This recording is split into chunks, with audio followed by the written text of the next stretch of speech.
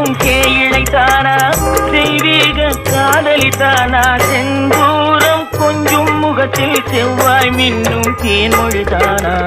பாடுவது